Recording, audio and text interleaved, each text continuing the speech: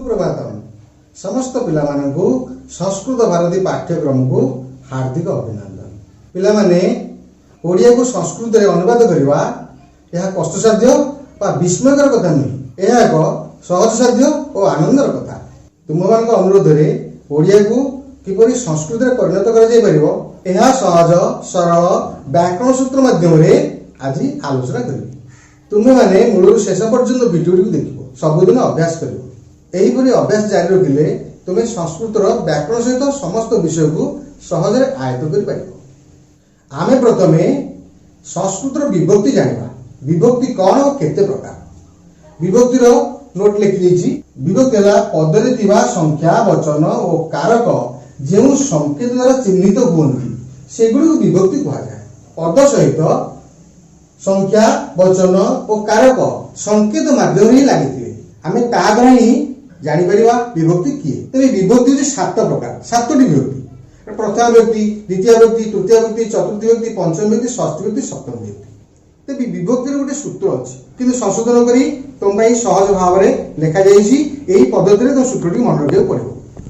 विभक्ति सूत्र प्रथम माने लिखा जाइछि प्रथमा टीटीए, द्वितीय कु, तृतीय रा द्वारा, चतुर्थी कु निमित्त पाई, पंचमी रु ठारू, षष्ठी रंकर, सप्तमी रे ठारे।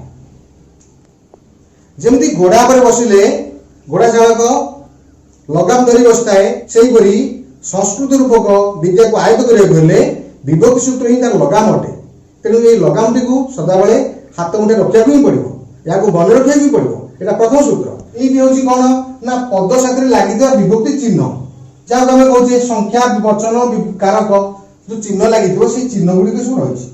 तेणु ये चिन्ह माध्यम रे हम प्रथम व्यक्ति, द्वितीय व्यक्ति, तृतीय, चतुर्थी, पंचमी, षष्ठी, सप्तमी विभक्ति गुडा जानि परबा। पदटी को विभक्ति अछि आमे एई सूत्र माध्यम रे जानि परबा। एटा जानि साला परे एक वचन सूत्र अछि। वचन होछि संस्कृत रे तीनोटी। गोटे होछि एक वचन, तापर दुई वचन, तापर बहुवचन। ते वचन बुझि पारले, विभक्ति बुझि पारले, एही दुईटी प्रश्नर उत्तर आमे जदि देई परिबा ताहाले आमे सहज रे ओडिया रु संस्कृत करि परिबा। तेबे आमे एक वचन सूत्र ए लेखा अछि 1 2 3 4 5 6 7 लेखा अछि विभक्ति चिन्ह। एक होछि प्रथम व्यक्ति, दुई द्वितीय व्यक्ति, तृतीय, चतुर्थी, पंचमी, षष्ठी, सप्तम व्यक्ति चिन्ह। तेबे ताबरे ए विभक्ति गुडी करे जदि ओडिया रे ए सब विभक्ति चिन्ह लागिला या को संस्कृत करबा पई हेले कोन सब चिन्ह लागिवो एठी लेखा जाई अछि। तेबे 1 रे अछि विसर्ग, 2 रे अछि अनुस्वार, 3 रे अछि एन, 4 रे अछि आय, 5 आत, 6 स्य, 7 एकार। सेही परि एक वचन सूत्र पद्य माध्यम मन रखबा। केमिति ना विसर्ग जे अनुसार, एन आय आत स्य एकार, विसर्ग जे अनुसार। आमे रे अकारांत पुल्लिंग शब्दर एक वचन सूत्र को आलोचना करछि। गोटे उदाहरण देउछि। लेखिबा विद्यालय।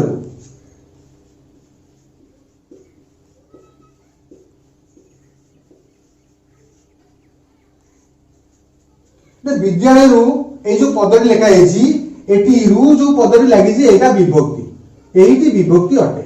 या माध्यम आमे जानि पारे एटा विभक्ति थिबारु आमे जानि पारे एटा केउ व्यक्ति अछि, एटा केउ व्यक्ति अछि, एहीटी देखिबा। विभक्ति सूत्र लेखा जाइछि। एटी देखिले पंचमी रु ठारू लेखा आइछि।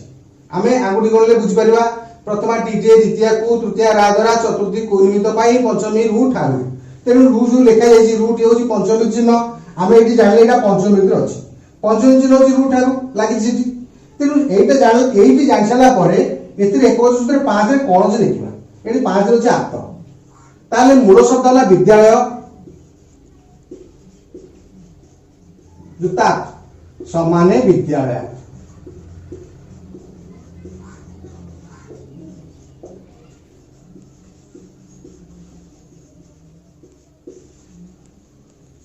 तापरला बालक को हले हमें कु लागि जेटी जानि परले कुटा द्वितीय चिन्ह।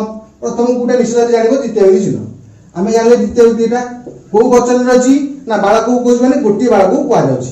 तेनु एक वचन रछि। तेनु एक वचन सूत्र द्वितीय रे कोन अछि ना अनुसार अछि। तेरे बालक मूल शब्द होछि बालक, ता सहित अनुसार जो गले बालकन हे गला। तेनु बालकन अर्थ होछि बालक। आ गोटे पद हला बड़ रे। एई जो पदटी हला विभक्ति लागि रे लागि रे लागला हम जानि परबा रे ठारू सप्तमी चिन्ह। सप्तमी विभक्ति को वचन ना एक वचन सूत्र तो एक वचन सप्तमी अच्छी एकार तेणु मूल शब्द हूँ बण को संस्कृत में बन कहते ये बन है आम कौन करवा ना एकार टी कौट देवा ना ये देवा न पाखे देवा बने ये बन अर्थ हूँ बण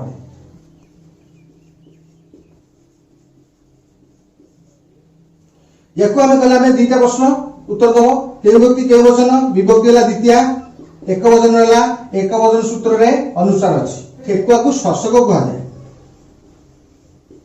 मूल शब्द है शशक एक अनुसार दिगले शशकम आ गोटे पद को बालक द्वारा यहाँ क्यों व्यक्ति क्यों वचन से देखा ये तृतीय विभक्ति एक वचन अच्छी एक वचन सूत्र रे एन अच्छी मूल शब्द है बालक एन मिसेवा हेले कौन हम ए हूँ एकार ये दबा कौन हम ना बालके न गोटे शब्द को जीवा ये लिखाई पदे बालक पाई लिखाई तेणु जदि पाई जेहेतु लगी पाईटी विभक्ति सूत्र केउठार अच्छी ना चतुर्थी विभक्ति अच्छी को निमित्त पाई पाई लगी माने आम बुझीपारे यहाँ चतुर्थी विभक्ति अच्छी को वचन अच्छी ना गोटे बालक बुझाऊँ तेणु एक वचन अच्छी एक वचन चतुर्थी अच्छी आय तेणु मूल शब्द है बालक युक्त आय समान बालक आय